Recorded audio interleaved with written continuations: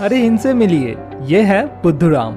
सुबह उठते ही सबसे पहले जो काम बुद्धूराम करता था वो है अपना व्हाट्सएप और फेसबुक चेक करना। और आजकल तो सोशल मीडिया में स्टेटस और स्टोरीज में लोग ऐसे अपनी लाइफ को दिखाते हैं जैसे कि उनसे ज़्यादा खुश तो इस दुनिया में और दूसरा कोई नहीं है। तो सबकी एक्साइटमेंट से भरी हुई लाइफ के साथ अपनी बोरिंग लाइफ को कंपेयर करके एक अपसेट फीलिंग के साथ बुद्धूराम का दिन शुरू होता था। काश मेरी भी ज़िंदगी इतनी एक्साइटिंग होती। अब मज़े की बात यह है कि इसके कुछ टाइम बाद फिर बुद्धूराम ये सोच के दुखी होने लगता था कि वो क्यों दूसरे किसी की लाइफ के साथ अपना लाइफ कंपेयर करके दुखी हो रहा है। मतलब उसे दुखी नहीं होना चाहिए, ये सोच के वो और भी ज़्यादा दुखी होने लगता था। तो ऐसे हर रोज़ अपसेट होने की एक लूप में बुद्धूराम फंस जाता था। तो इस प्रॉब्लम की सोल्यूशन के खोज में Buddhuram solution for life problems YouTube channel का रिकमेंड किया गया मार्क मैनसन का लिखा हुआ the subtle art of not giving a dash book खरीद के पढ़ना शुरू किया।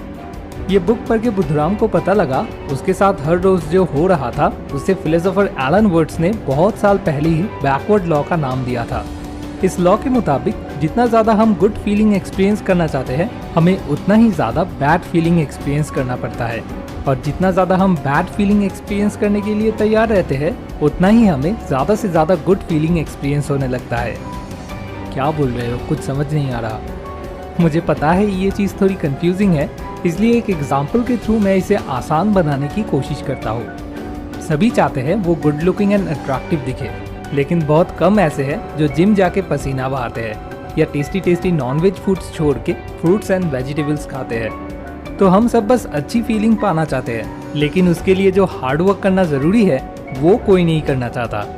एज अ रिजल्ट अगर कोई जिम गए बिना या डाइट मेंटेन किए बिना अट्रैक्टिव बनने का सपना देखने लग जाए तो इससे वो दुखी होने लगता है, क्योंकि वो जो बनना चाहता है वो कभी भी नहीं बन पाता।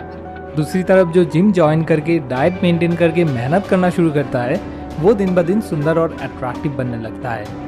तो इस बैकवर्ड लॉ के बारे में पढ़ के बुद्धूराम को ये समझ आया कि आज तक वो बस उन गुड फीलिंग्स के पीछे भागता रहता था और इसी वजह से उसे हमेशा सैडनेस, एंगर एंड एंजाइटी जैसे बैड फीलिंग्स एक्सपीरियंस करना पड़ता था। इसलिए उसने डिसाइड किया कि अब से वो खुश रहने की कोशिश करना बंद करेगा। अब से वो किसी गुड फीलिंग पे नहीं बल्कि उस गुड फीलिंग को एक्सपीरियंस करने के लिए उसे पहले जो बैड फीलिंग परस्यू करना ज़रूरी है उस पर फोकस करेगा। इसके बाद से फिर जब भी बुद्धूराम के अंदर कोई अच्छी फीलिंग पाने की एक अर्ज पैदा होता था तब बुद्धूराम सबसे पहले खुद से ये सवाल पूछता था कि इस अच्छी फीलिंग को पाने के लिए मुझे पहले क्या क्या दर्द सहना पड़ेगा, क्या मैं तैयार हूँ उन दर्द को सहने के लिए। फॉर एग्जाम्पल, एक दिन बुद्धूराम ने फेसबुक पे देखा उसका एक स्कूल फ्रेंड स्टेज पे गिटार लेके गाना गा रहा था और हजारों लोग वहाँ पे उसके लिए चीयर अप कर रहा था। ये देखते ही सबसे पहले बुद्धूराम के दिमाग में जो चीज़ आया, काश मैं भी ऐसे स्टेज पे परफॉर्म कर पाता। लेकिन फिर जब उसने खुद से ये सवाल पूछा कि वहाँ तक पहुँचने के लिए मुझे क्या क्या दर्द सहना होगा, तब उसे जवाब मिला, डेली मिनिमम 2 से 3 घंटे गिटार बजाना प्रैक्टिस करना होगा, साथ में सुबह शाम सिंगिंग प्रैक्टिस करना होगा और किसी भी तरह का कोई भी कोल्ड ड्रिंक्स पीना छोड़ना होगा, यहाँ तक कि चिल्ड वाटर पीना भी उसे बंद करना होगा। ये सब कंसिडर करने के बाद बुद्धूराम ने देखा उससे ना हो पाएगा। और सबसे बड़ी बात, जब बुद्धूराम ऑनेस्टली खुद को खुद सवाल पूछने लगा तो उसे ये रियलाइज़ हुआ कि उसे गिटार बजाना या सिंगिंग में उतना भी इंटरेस्ट नहीं है। जिस चीज़ में उसका मेन इंटरेस्ट है वो है हज़ारों लोगों की क्लैपिंग एंड फेम। मतलब उसे आउटकम से प्यार है, उस काम से नहीं, जिस वजह से उसने अपनी उस अर्ज पे वहीं पे फुल स्टॉप लगा दिया। इस तरह से धीरे धीरे बुद्धूराम के लिए ये क्लियर होने लगा कि कौन कौन सी चीज़ उसके अपने पर्सनल वैल्यूज़ के अकॉर्डिंग उसकी लाइफ में एक्चुअली में इम्पॉर्टेंट है और कौन कौन सी चीज़ वो बस शो ऑफ या दिखावा करने के लिए पाना चाहता है। उसके लिए ये बिल्कुल क्लियर होने लगा अपनी लाइफ में किन चीज़ों को उसे इम्पॉर्टेंट देना है और किन चीज़ों को सिंपली जस्ट इग्नोर करना है। मार्क मैनसन के इस बुक को पढ़ के बुद्धूराम को और एक बहुत ही इम्पॉर्टेंट चीज़ जो समझ आया वो है कि पहले वो सोचता था कि अगर उसके पास एक्स के जैसे ढेर सारा पैसा होगा तो वो खुश हो जाएगा, या अगर वो दिखने में वाई के जैसा अट्रैक्टिव लगेगा तो वो खुश हो जाएगा, जो कि उसका एक बहुत बड़ा मिसकंसेप्शन था। और इस बात की सबसे बड़ी प्रूफ ये है, एक्स के पास इतना सारा पैसा रहने के बाद भी एक्स अपनी लाइफ से पूरी तरह से खुश नहीं है, या वाई दिखने में इतना अट्रैक्टिव होने के बाद भी ज़्यादातर टाइम दुखी ही रहता है। एक्स वाई हम सभी के लाइफ में अलग अलग तरह के डिफरेंट प्रॉब्लम्स है। हाँ, हो सकता है बुद्धूराम के लाइफ में अभी जो प्रॉब्लम्स है वो शायद एक्स या वाई के प्रॉब्लम से बिल्कुल अलग है, लेकिन प्रॉब्लम हर किसी की लाइफ में होता है। यानी कि एक्स या वाई की तरह बन पाने से मैं खुश हो जाऊंगा, ये एक बहुत बड़ी गलतफहमी है।